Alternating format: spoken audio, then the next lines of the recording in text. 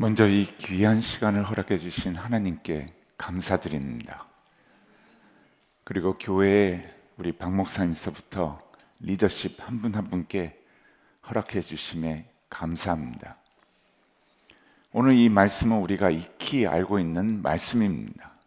예수님과 제 아들이 지나가는데 한 율법 교사가 학자가 일어나서 예수님께 질문으로 시작합니다.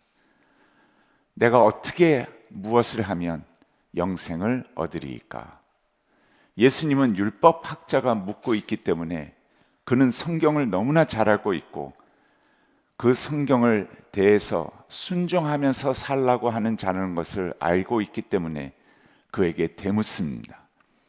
너가 갖고 있는 그 성경에는 너의 그 질문에 대해서 뭐라고 답하고 있느냐 이렇게 묻습니다. 그랬을 때 율법 학자는 자신 있게 얘기합니다. 하나님을 사랑하고 이웃을 사랑하라고 했습니다. 그것도 그냥 사랑하는 것이 아니라 마음과 목숨과 힘과 뜻을 다하여 하나님을 사랑하고 나의 이웃을 내 자신처럼 사랑하라고 했습니다 라고 답합니다. 이랬을 때 예수님은 너의 말이 옳도다, 그렇게 살라, 그러면 너에게 영생이 있을 것이라 라고 얘기합니다. 여러분, 하나님께서 우리를 자녀 삼아 주시고 구원해 주신 이유는 바로 이 이유이기 때문입니다. 먼저 우리를 이웃 삼아 주시고 하나님의 자녀로 삼아 주신 그 은혜가 우리를 통하여 전 세계의 열방에까지 한 영혼 영혼이 하나님의 이웃이 되기를 원하는 것입니다. 여러분, 우리에게는 이러한 사랑은 없습니다. 하려고 노력하는 것뿐입니다. 그저 하다가 또 잊어버립니다. 그리고 다시 또 말씀을 들으면 또 하려고 합니다. 그 선에서 끝나는 것이 아니라 우리의 삶 자체가 하나님과 함께하는 이웃사랑이 되기를 원하십니다. 여러분, 우리에게는 마음과 목숨과 힘과 뜻을 다하여 하나님을 사랑할 수가 없습니다. 근데 그 사랑이 우리에게 오셨습니다. 그리고 그 사랑은 우리 안에서, 우리의 사랑에서 머물기를 원치 않으십니다. 기독교인으로서의 성장이란 무엇이냐?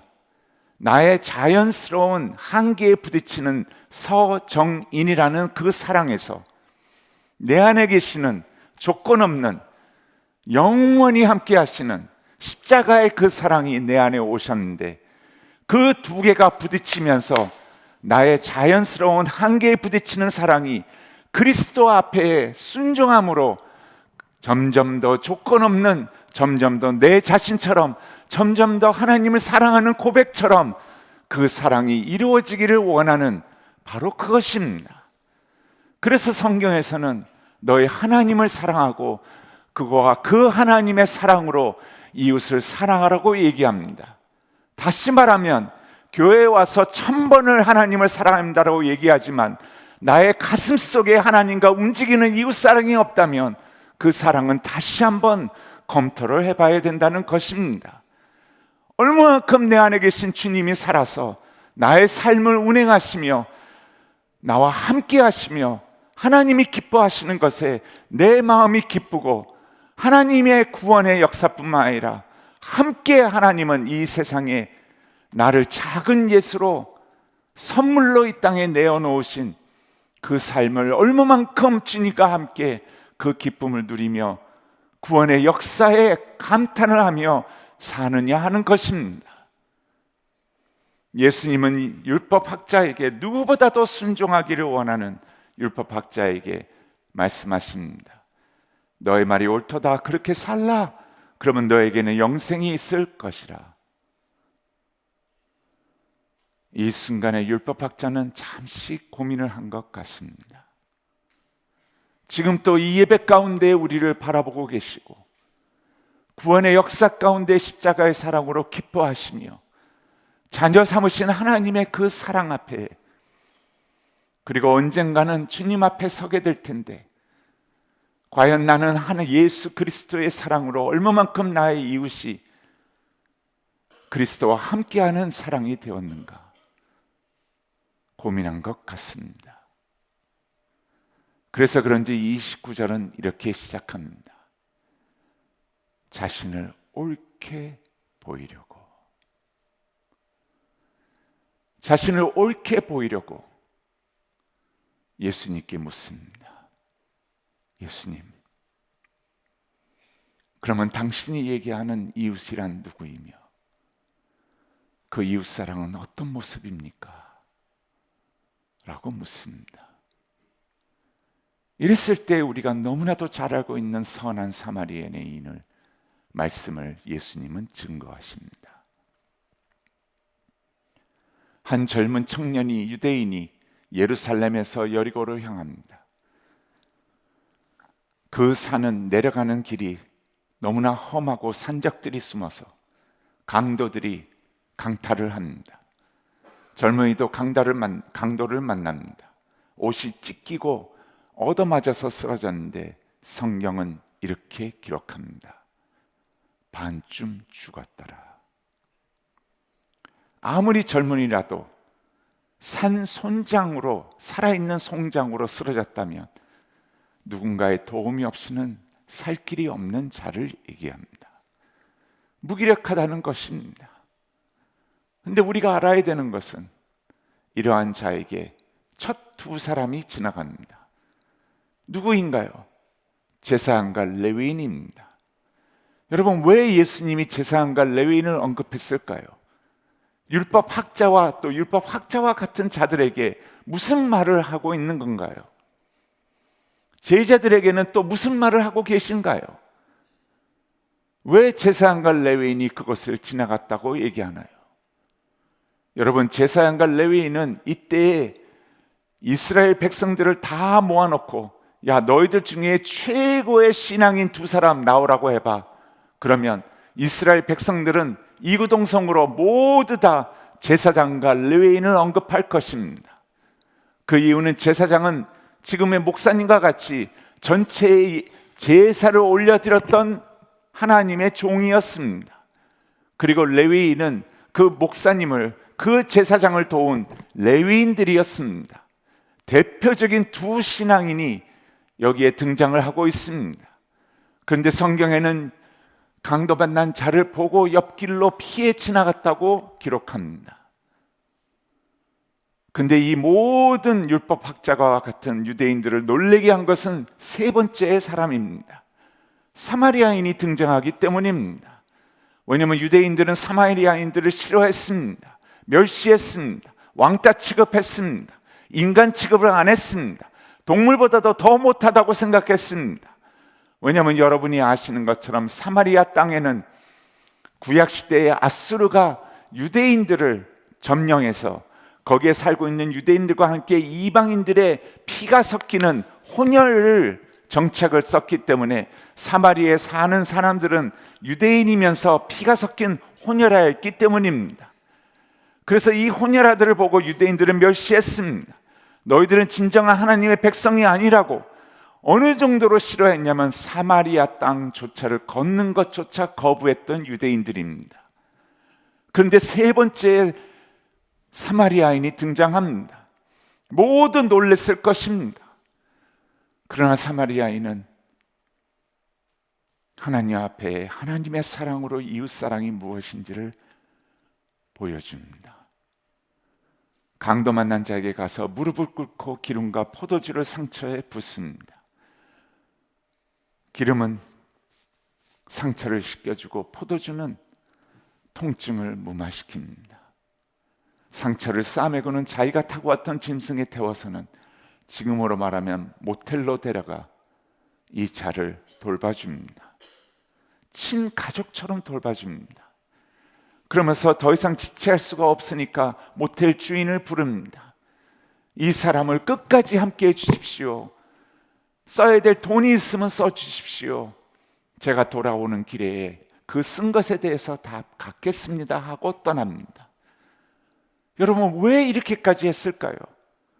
강도 만난 자가 예루살렘이 출발지라서 유대인일 가능성이 높은데 이 사마리아인은 멸시당하는 입장에서 아무 상관이 없는 피가 한 방울도 섞이지 않은 자기를 멸시하고 자기 민족을 왕따 취급하는 이 유대인에게 왜 이렇게까지 조건 없는 사랑을 자기 자신처럼, 가족처럼, 마치 하나님의 사랑처럼 이렇게까지 원수지간인데 보여줬을까요? 그 이유가 무엇인가요? 무엇이 이자로 하여금 눈멀게 만들었을까요? 여러분, 이것은 마치 죄로 말미암아 원수된 우리를, 예수의 십자가가 우리를 감싸고 있어서 하나님의 눈이 머셔서 우리를 볼 때마다 예수가 보이고 하나님의 자녀라는 것이 보이며 죄가 씻긴 하나님의 의로운 자녀로 보이는 바로 그 모습인 것 같습니다. 그러면서 끝까지 함께 해주는, 원수였지만 원수가 아닌 예수에 감싸있는 십자가의 보혈로 하나님의 자녀가 된, 그래서 당연히 함께 해줘야 되는 임마누엘의 하나님의 모습을 보이는 것 같습니다. 사마리아인이 왜 이렇게까지 했을까요? 거기에 답은 33절에 나와 있습니다. 32절까지의 내용은 제사장과 레위인이 지나갔다고 얘기합니다. 그러나 어떤 사마리아인은 그곳을 지나다가 강도 만난 자를 보고 불쌍히 여겼다 라고 얘기합니다. 여기에서의 보고 불쌍히 여겨는 너무나 중요한 모습입니다. 보고 불쌍히 여겼다. 불쌍히 여겼다는 단어는 바로 compassion이라는 단어입니다. compassion은 국률로 해결이 안 됩니다. 자비로 해결이 안 됩니다. compassion이라는 의미는 아파하고 힘겨워하고 고통스러워하는 자에게 더욱더 가까이 가시며 그것을 이겨낼 때까지 함께 하시는 임마누엘의 하나님을 표현한 것입니다. 그래서 사마리아인은 강도 만난 자를 보고 불쌍히 여겨, 그 하나님의 마음이, 내 안에 계신 예수 그리스도의 그 사랑이 그 한 심령을 흔들었을 때에 원수로 보이는 것이 아니라 내가 당연히 함께해야 할 나의 가족과 같은, 하나님이 함께 품기를 원하는 그 대상으로, 이웃으로 보게 된 것입니다. 여러분, 크리스천의 성장은 얼마만큼 교회를 다니고 얼마만큼의 직분을 가졌냐가 아니라 이 하나님의 가슴을 내가 더 알고 있고 더 경험했으며 하나님과 함께 이웃을 향한 나의 모습의 삶 자체가 하나님이 기뻐하시는 삶이고 하나님이 나를 통하여 살아가시는 것이며 나와 함께 그 기쁨을 누리며 한 영혼이 예수 앞에 온전해질 때에 함께 기뻐하는, 바로 그것이 하나님을 너의 마음과 몸과 힘과 뜻을 다하여 사랑하고 그 사랑이 오셨으니 너의 이웃을 점점 더 나와 함께 너의 자신처럼 사랑하라고 하신 것입니다. 하나님이 우리와 분리가 될 수 없는 것처럼 점점 더 나의 심령이 나의 가족만 살아가는 것이 아니라 하나님과 함께 해야 할 이웃을 점점 더 사랑할 수 있는 심령이 되어갈 때 하나님은 우리와 함께 구원의 역사를 이루실 것입니다.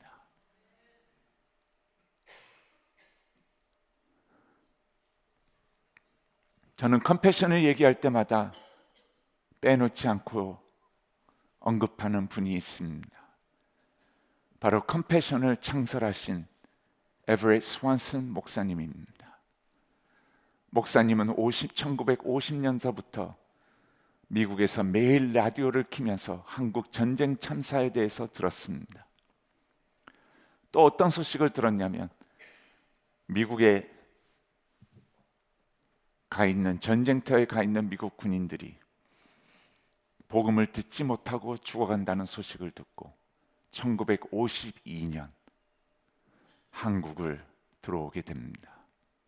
복음을 전하기 위해서. 여러분, 53년이 휴전이었습니다. 그러면 52년 겨울은 지금 막바지의 전투가 일어날 때입니다. 52년 겨울에 한국을 방문해서 미군들에게 복음을 전하려고 왔는데 이분의 일기장은 한국에서 이 첫날 이렇게 기록이 됩니다. 이럴 수가.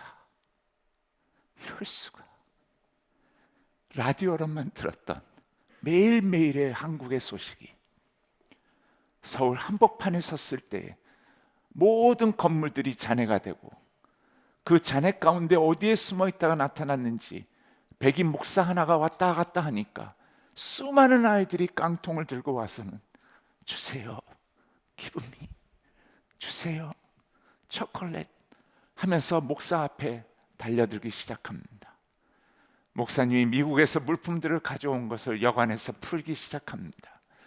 아이들이 가득히 모였다가 더 이상 줄 것이 없다는 것을 알고 아이들이 큰애가 외칩니다.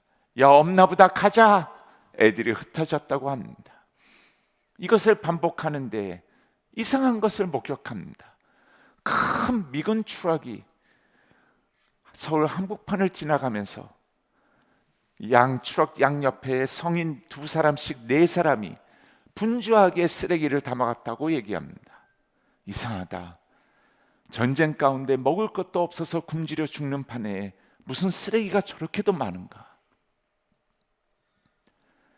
목사님의 그 궁금함은 집회 마지막 새벽에 알게 되었습니다.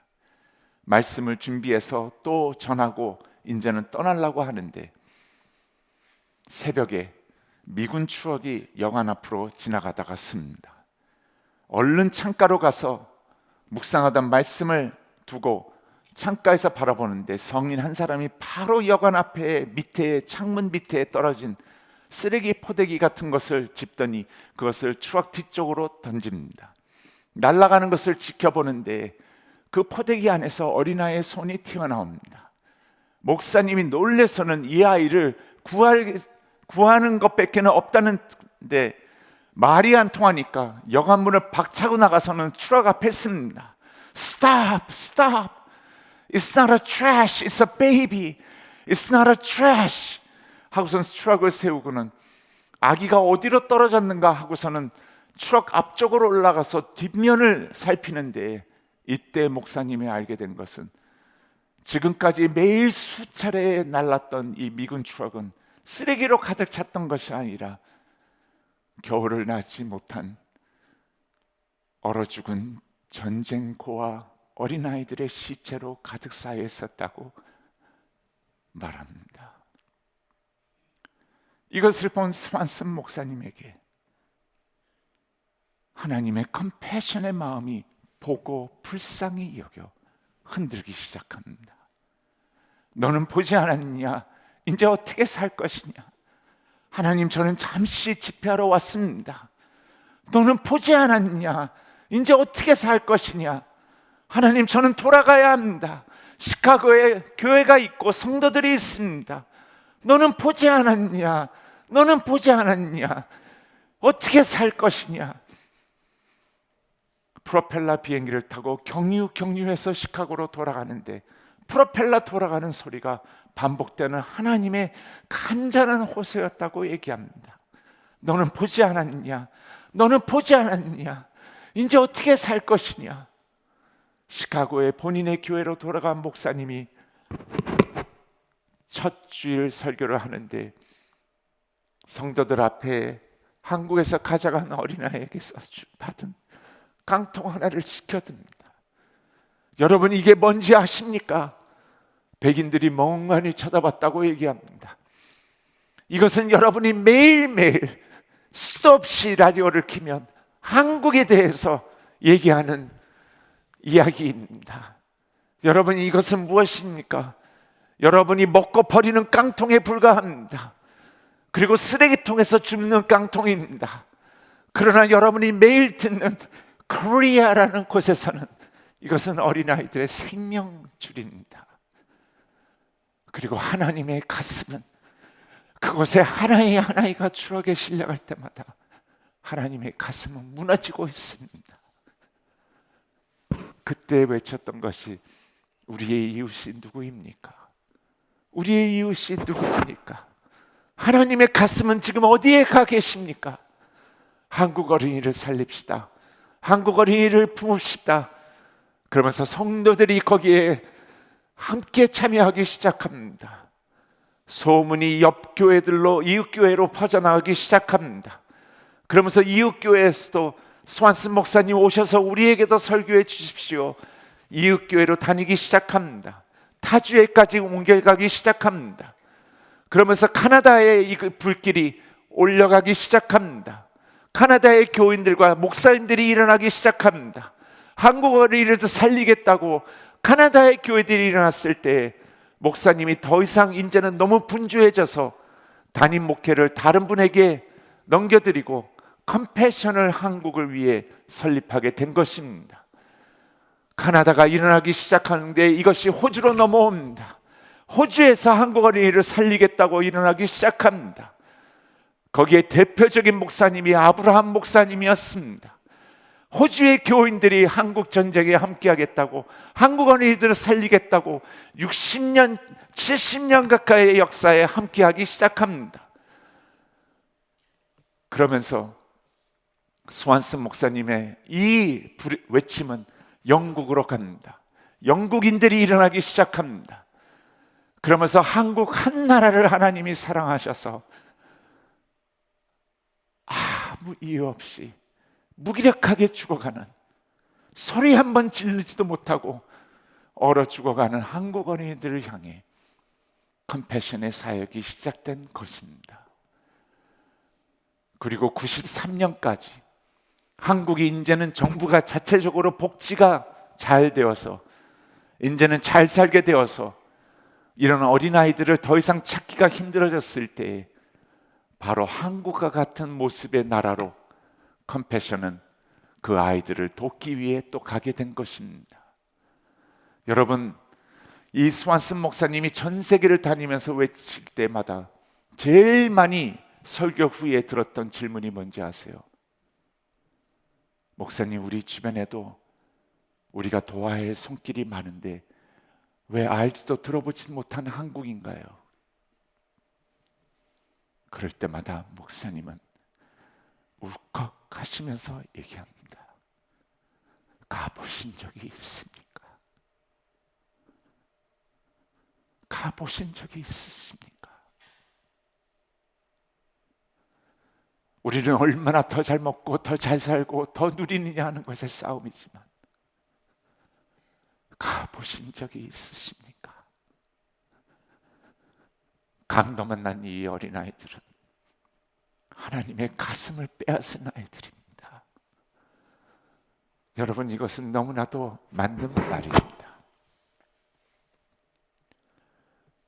왜냐하면 저는 압니다.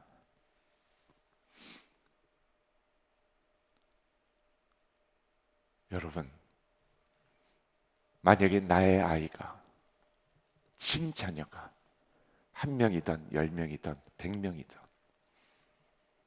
숫자는 상관없습니다. 근데 내 앞에서 내 아이가 신음신음 하면서 죽어간다면 그 부모의 마음은 빼앗길 수밖에 없습니다. 새벽 기도회를 와도 긴 기도가 필요 없습니다. 그냥 도와주세요. 살려주세요.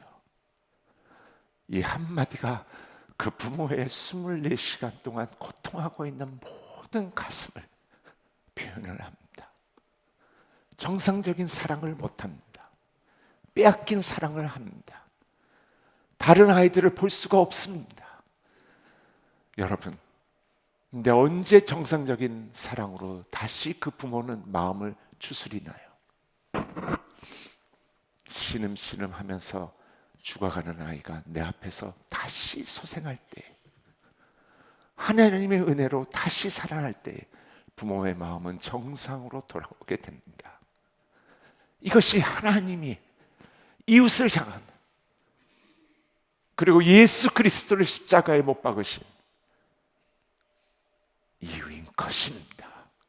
한 영혼을 향해 예수를 모르고 신음신음하며 죽어가는 그 영혼을 본인이 창조하시고 본인이 걸작품으로 내놓으시며 그 한 생명이 우리 모든 부모가 원하는 것처럼 가장 축복을 받고 복음을 알게 되며 예수 그리스도를 알게 되고 공부의 기회, 교육의 기회, 의료의 기회, 축복의 기회, 잘 살 수 있는 기회, 이 모든 것을 줘서 하나님이 그 한 생명에게 넣어주신 달란트와 은사가 교육의 기회를 통해 최상의 모습으로 이 땅 앞에 펼쳐졌을 때에 하나님은 기뻐하시는 하나님이십니다.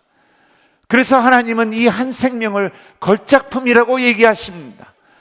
하나님의 인품과 하나님의 사랑과 하나님의 영광이 가득 찬 걸작품이라는 것입니다. 사람들 앞에 내어놓고 보라고 하는 것입니다. 나의 작품이라고, 나의 자랑스러운 것이라고, 나의 모습이 여기에 들어가 있다고, 이것은 내 것이라고 얘기하는 것입니다.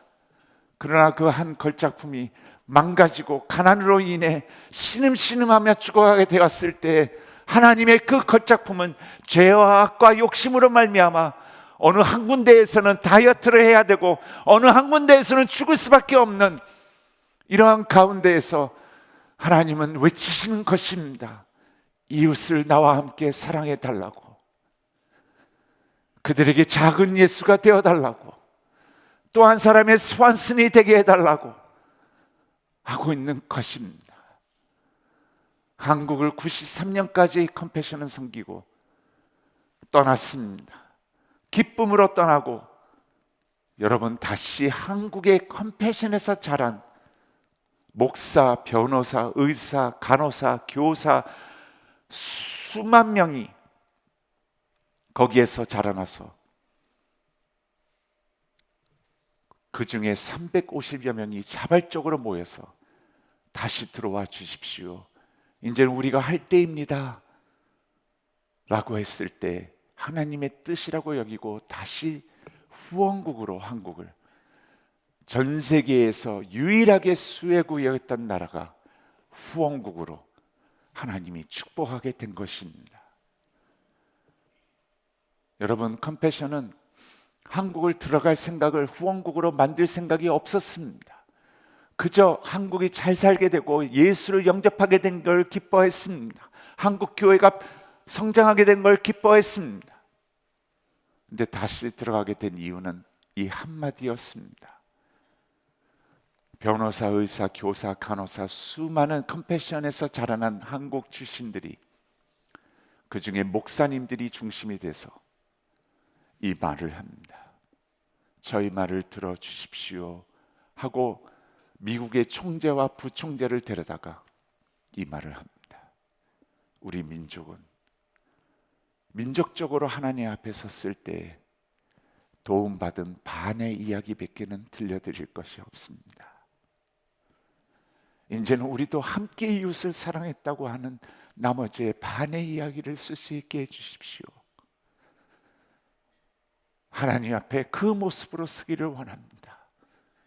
근데 컴패션은 다른 어린이 재단과는 달리 복음과 함께 교회를 통해 교회에서 아이들이 와서 밥을 먹고 학교로 보내지며 교회에서 의료 혜택을 주고 교회에서 방과 후에 교회로 와서 아이들이 복음을 말씀을 들으면서 예수 사람으로 키워지고 예수님을 영접하는 것뿐만 아니라 예수님의 제자로 키워져서 또 이들 또한 이웃사랑을 하게 되는 그러한 복음과 함께 교회를 통하여 이 아이들이 양육되는 것이 아닙니까?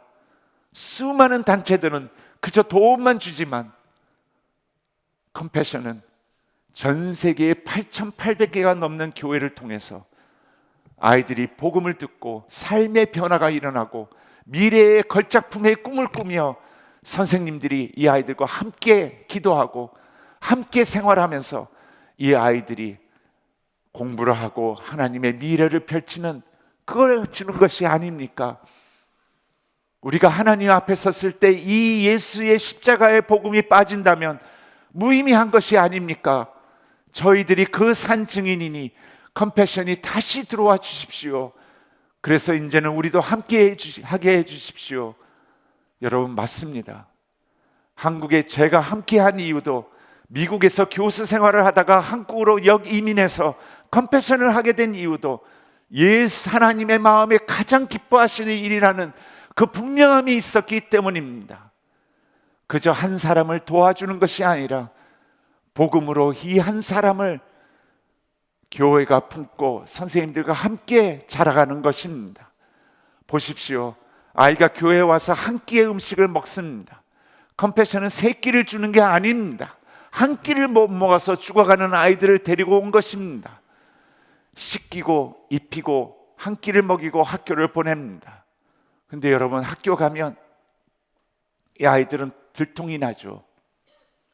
점심시간이 되면 다른 아이들은 다 밥을 먹는데 이 아이들은 수도가로 가죠. 그리고 방과 후에 집으로 가는 길이 서로 다르면 이 아이들은 빈민가로 간다는 것을 다른 아이들은 보게 되죠. 이 아이들은 손가락질을 당하고 친구가 되지 못하며 왕따가 될 수밖에 없죠. 근데 한 교회에서 100명 이상의 아이들을 집단으로 등록을 시켜서 이 아이들을 같은 학교로 보냈을 때 서로가 형이 되어주고 누이가 되어주고 언니가 되어주고 동생이 돼서 서로 기도하면서 교회 선생님들과 함께 이 가난을 이겨내는 것을 터득하게 되죠. 하나님이 나와 함께 하시며 하나님은 나에 대한 놀라운 계획이 있다는 것을 선생님들을 통하여 서로가 함께 교회를 통하여 반복되게 되죠. 그러면서 그 아이들 중에 한국과 동일하게 목사, 변호사, 의사, 간호사들이 나오면서 이 아이들은 나도 할 수 있어, 나도 주님과 함께 저렇게 될 수 있어 라고 하면서 가난을 이겨내게 되는 것입니다. 그래서 아이들이 컸을 때는 차인표가 놀랬던 것처럼 시내라 수많은 목사님들이 컴패션의 현지를 갔을 때 놀라는 것처럼 아이들의 입술에서 나오는 것은 마지막은 항상 그거입니다. 예수 그리스도, 예수 그리스도. 교회를 통하여 그 주님을 만나게 해주셨고 그 주님과 함께 살게 되는, 그래서 이웃사랑을 어렸을 때부터 교회와 함께 이루어가는 인격체로 만들어지는 그것이 컴패션입니다.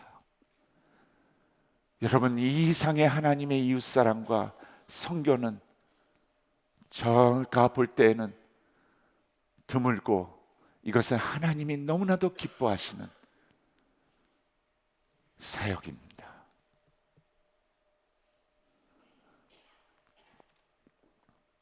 예수님은 오늘 이 말씀을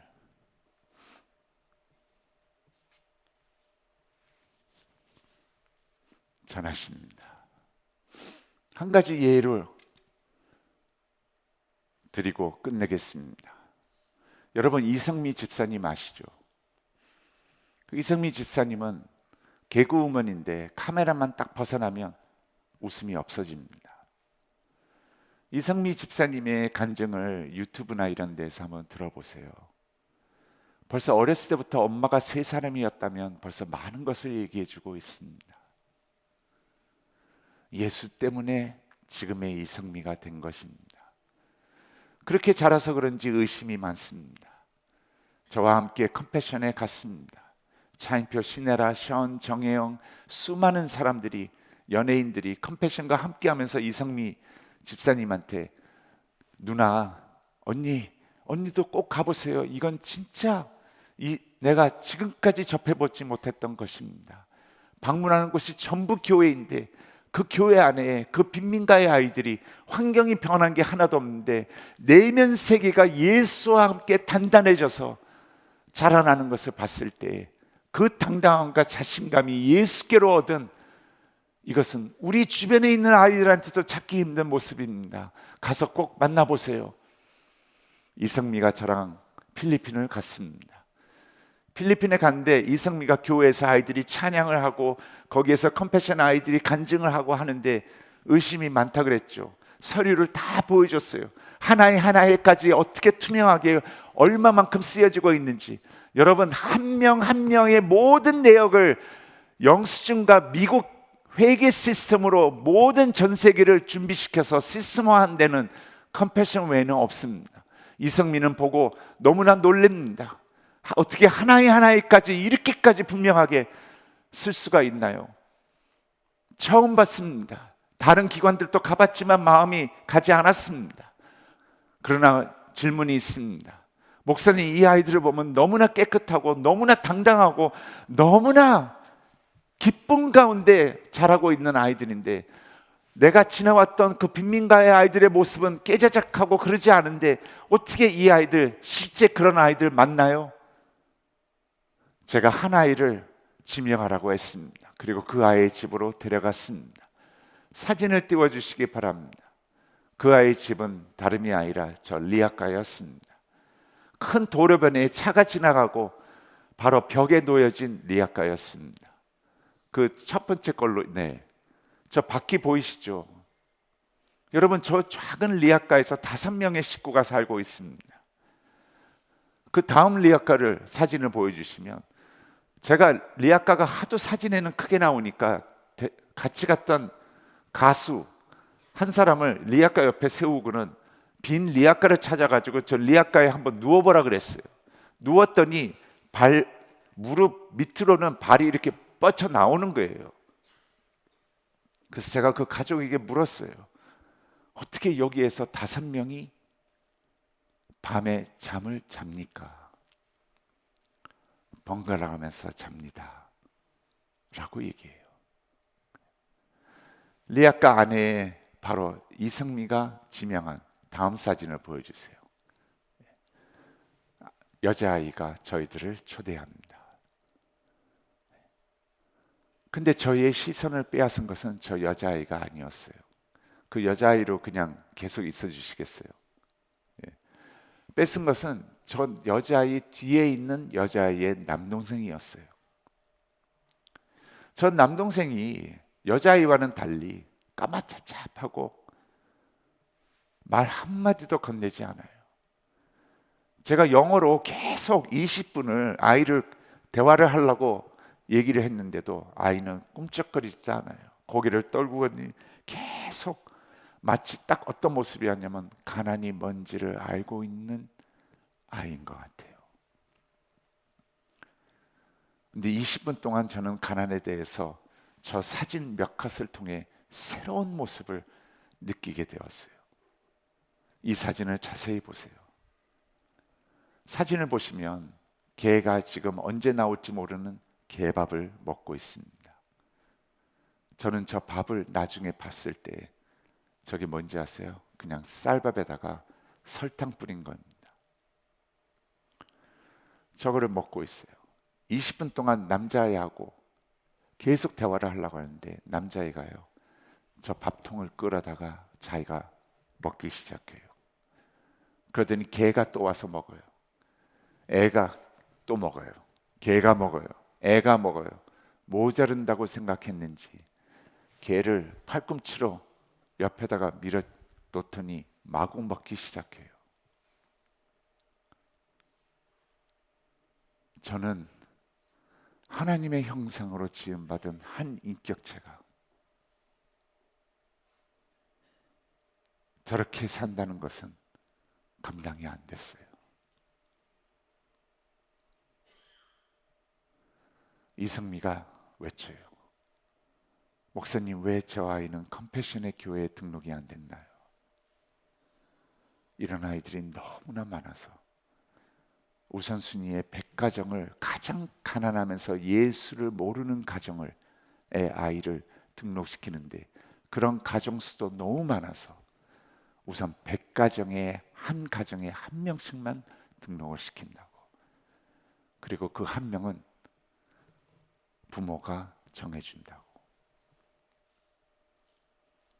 제가 하면 안 될까요? 그건 된다고. 만약에 등록시키는데 한 집에 2아이를 하면 다른 사람들이 난리가 나지만 이거는 후원자가 직접 만나서 내가 이 아이를 품겠습니다 라고 하면 된다고. 그 말을 듣더니 교회 선생님 2분이 어디론가 살짝 사라졌어요. 한참 후에 엄마를 데려왔는데 엄마는 빨래터에서 빨래를 하고 있는 여인이었어요. 여러분, 저는 이분의 손을 만져보고는 실감이 났어요. 빨래터에서 남의 빨래를 12시간을 시냇가에서 이 빨래 한 손을 만져보신 적이 있나요? 이 어깨가, 이 온 한쪽이 하루 종일 12시간을 빨래를 하고 버는 게 1,200원이에요. 약 $1. 이 한쪽이 너무나 힘드니까 하루 이틀을 또 쉬어야 된다고 얘기해요. 이 손은 시내가 나중에 만져보고는, 다른 엄마를 만나서 만져보고는, 거기에서 시내라는 어떻게 해야 될 줄을 몰랐어요.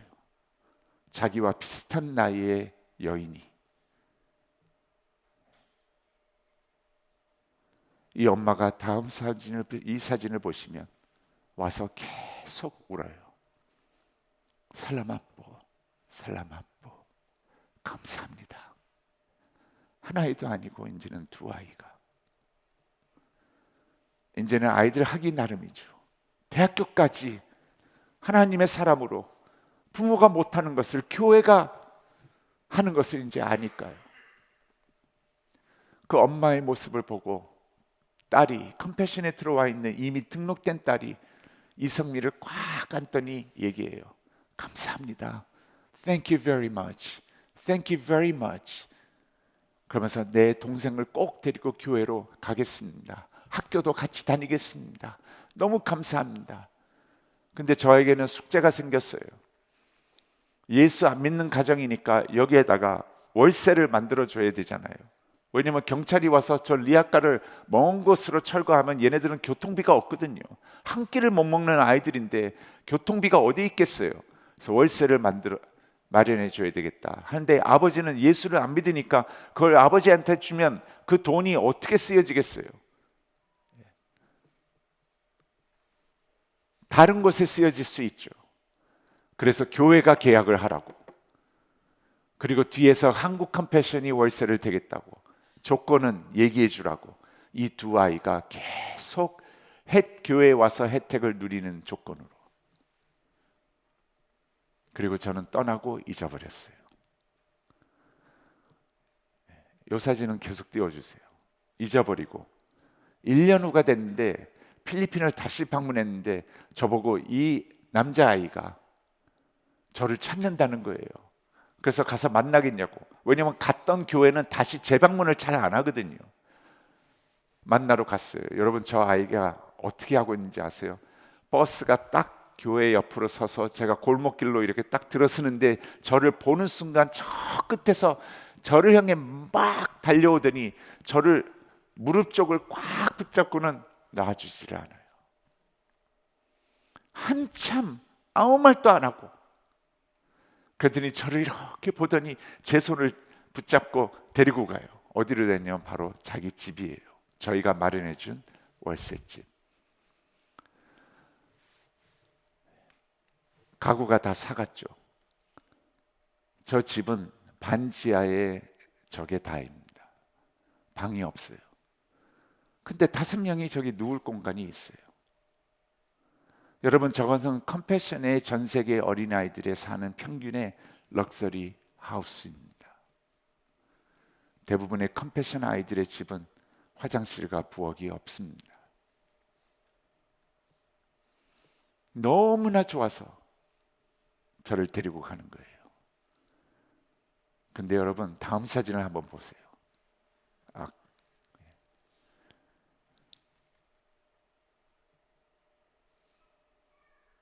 제가 기뻐하는 이유가 뭔지 아세요? 전 남자아이의 모습이 달라졌다는 거예요.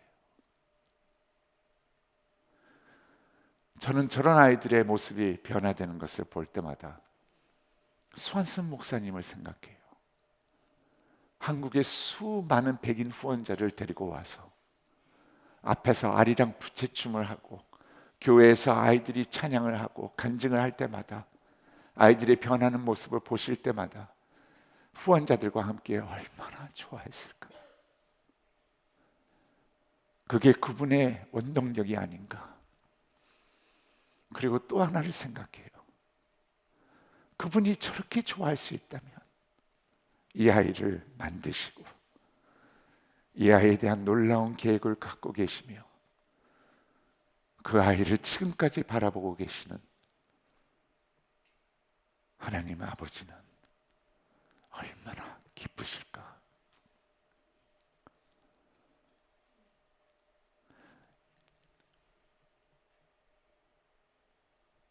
예수님은 선한 사마리아의 말씀을 율법 학자에게 전하고는 이렇게 36절에 묻습니다. 너는 이 세 사람 중에 누가 참된 이웃이 되었다고 생각하느냐? 37절에 답합니다. 자비를 베푼 자니이다. 예수님이 말씀하십니다. 너의 말이 옳도다. 너도 가서 이와 같이 살라 하시니라. 너의 말이 옳도다. 너도 가서 이와 같이 하라. 기도하겠습니다.